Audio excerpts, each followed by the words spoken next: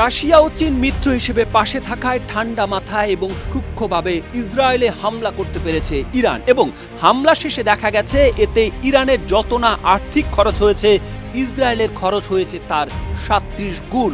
কিন্তু ইসরায়েল এবং যুক্তরাষ্ট্রের ঘুম হারাম হয়ে গেছে অন্য কারণে, আর তা হলো ইরানের হাতে রাশিয়ার অত্যাধুনিক সব অস্ত্র।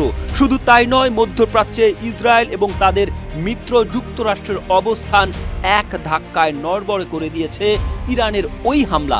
রাশিয়ার দেওয়া অস্ত্রই হতে পারে ইরানের জন্য গেম চেঞ্জার। বিষয়টি বুঝতে পেরেই হয়তো যুক্তরাষ্ট্র ইতিমধ্যেই প্রমোদ গুনছে, জানিয়ে দিয়েছে ইরানে আবারও আক্রমণে তারা ইসরায়েলের পাশে থাকবে না। ২০২২ সালে ইউক্রেনের বিরুদ্ধে যুদ্ধে রাশিয়াকে ড্রোন এবং ক্ষেপণাস্ত্র সরবরাহ করতে সম্মতি জানায় ইরান। এর বিনিময়ে রাশিয়া থেকে তারা নেয় উন্নত মানের যুদ্ধ বিমান এবং আকাশপথে নিরাপত্তার প্রযুক্তি, যার সাহায্যে ইসরায়েল এবং পাশ্চাত্যের দেশগুলোর সাথে হাড্ডাহাড্ডি লড়াইয়ে অবতীর্ণ হতে পারবে মধ্যপ্রাচ্যের দেশটি। বর্তমান পরিস্থিতিতে রাশিয়ার সাথে ইরানের মৈত্রী আরও গুরুত্বপূর্ণ চোখে দেখার সময় এসেছে। তাদের মধ্যে সম্পর্কের এই গভীরতা মস্কো ও তেহরানের মধ্যে চুক্তি শক্ত করতে সহায়তা করছে।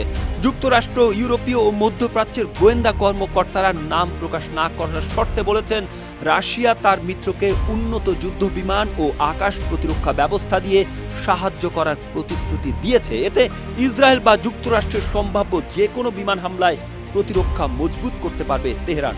ওয়াশিংটনের গবেষণা প্রতিষ্ঠান হাডসন ইনস্টিটিউটের জ্যেষ্ঠ ফেলো কান কাসাপোগলু বলেন, রাশিয়ার বিমান বিধ্বংসী ক্ষেপণাস্ত্র এবং অন্যান্য প্রযুক্তি যদি ইরান কাজে লাগায়, তবে তার দাঁত ভাঙা জবাব দিতে পারবে ইরান।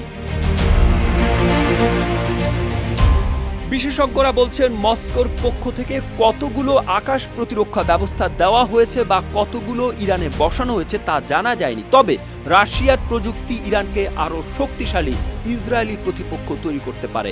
গোয়েন্দা কর্মকর্তারা বলছেন, রাশিয়া এখন তাদের গোপন চুক্তিকে উন্নত যুদ্ধ বিমান সরবরাহের পর্যায়ে উন্নীত করেছে। এছাড়া গোয়েন্দা সক্ষমতার কৃত্রিম উপগ্রহ পাঠাতে ইরানকে কারিগরি সহায়তা দেওয়ার প্রতিশ্রুতিও দিয়েছে। অন্যদিকে ইরানে চাওয়া তাদের পারমাণবিক স্থাপনাগুলোর সুরক্ষায় রাশিয়ার বিমান বিধ্বংসী ক্ষেপণাস্ত্র।